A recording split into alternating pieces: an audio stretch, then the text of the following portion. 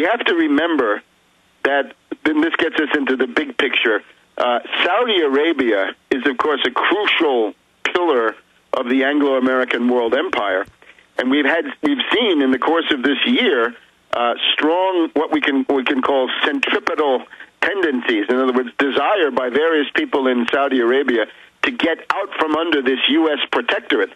And the form that it took around August, I think, was Prince Bandar, of all people, Bandar Bush, yes, changing his strategic orientation and becoming the great friend of Putin and Russia, trying to bring in Russia and I would think China to try to redress the balance and gain some national independence for Saudi Arabia, not to be tied to the U.S., especially at a time when the U.S. is undoubtedly preparing some kind of a people power coup or velvet revolution inside Saudi Arabia. And so where's Bandar? Oh, from The Godfather, you won't see him no more. He's now been disappeared. Yeah, he's under house arrest, or maybe you know more, but I haven't seen anything about him since about August. But there is a big fight about the royal succession, and that is very prominent in Middle East news organs. Now, Yemen. The short thing on Yemen is this is a very, very poor country, and they had a whole colonial history with the British, right? Aden, back in the 60s, was a big colonial anti-British guerrilla warfare going on. Right now, though, it's a government that is Sunni in its composition and allied to Saudi Arabia. So that's the central government in Sana'a under President Saleh of Yemen. But there is this rebellion going, the Houthi rebels, who are Shiites, and they are backed by Iran. And we've had the U.S. bombing this twice in the past month or so, fairly large-scale stuff, either with these drones or with warplanes. Now, here's the big thing. The U.S. is busily building up al-qaeda. Al-Qaeda, the CIA Muslim Legion, is being actively built up by the U.S. inside Yemen to make that civil war much worse and to get the Saudis and the Iranians at each other's throats, maybe at war, in Yemen. All right, let's talk about where you think that's going, the wider geopolitical reasons for this in the grand strategy. Let's go into the mind of Zbigniew Brzezinski when we get back. Tarpley is our guest. You know, we had Kurt Haskell back on, one of the eyewitnesses, and other eyewitnesses are confirming another man was pulled off the plane. Bob-sniffing dogs went up to it. The FBI said, we got to get you out of here. There may be a bomb. Then they lied and said that had never happened. Here's the headline from MichiganLive.com, the big news site in Michigan. Flight 253 eyewitness. Authorities are lying about terror attack. And, of course, people accuse us of sensationalism. That's what the headline says from mainstream news. The article Paul Watson wrote about it had a very, very tame headline. In fact, I have it here in my stack. But I mean, we have eyewitnesses saying this is open lying going on. And that's the kind of headlines we need at Infowars.com and PrisonPlanet.com. The establishment tries to intimidate alternative news people into watering down what we say, watering down what we do, into mediating facts. Facts are facts. You can have your own opinions, but you can't have your own facts. And Watson and everybody are doing a great job. It's just that the mainstream media realizes the bombshell nature of those interviews we did the last few days. I don't think we do. I don't think the listeners do. I don't think people understand this is really a staged event in front of us with a patsy. There's no other way to see it. And I don't think people realize just how big this is, what's being kicked off. I don't think people realize just how serious this is, what's being set off, what's being launched. Webster Tarpley, breaking down the larger geopolitical ramifications. A lot of analysts saying this could be the beginning of World War III. Open talk. Hopefully it's not the case. More saber-rattling about striking Iran. Israel saying they may strike Iran. Iran saying they'll strike back. What that will do. What do you think the globalists are testing? What are the Anglo-American establishment doing right now? Where do you see this going? This talk about going into Africa, Somalia, Sudan, not just Aden and Yemen. Well, first of all, I would say the use of Yemen. Yemen is the place where you play Saudi Arabia against Iran, and I think this is what has changed compared to Bush.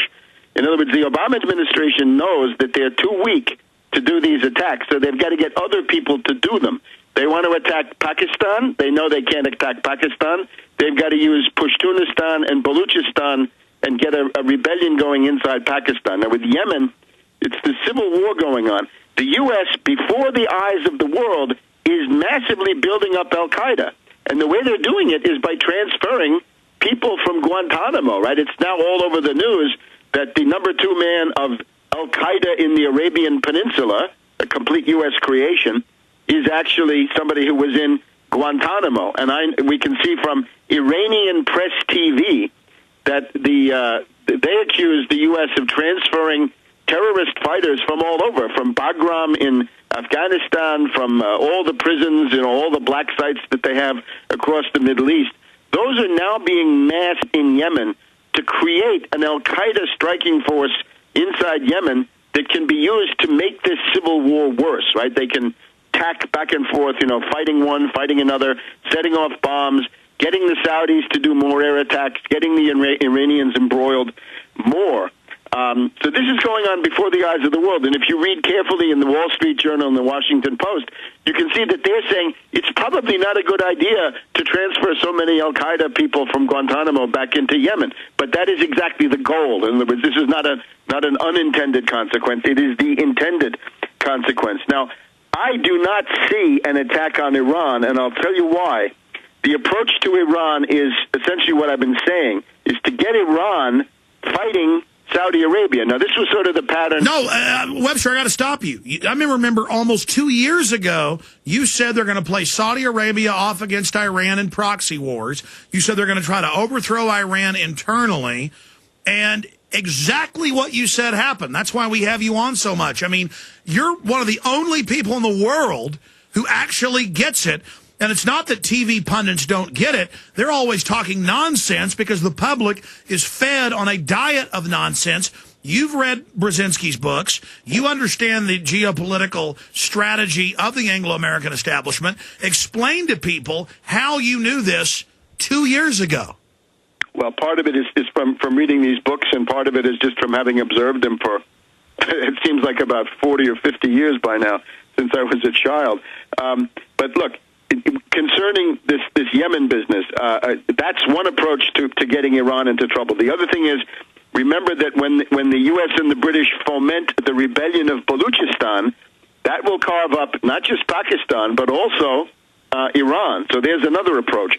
Let's also remember that they've got this thing in Arabistan. The oil area of Iran has an Arab population, and that's where we have this Akhvaz or Arabistan Liberation Front, what I always call BP, British Petroleum Liberation Front, because that's what it is.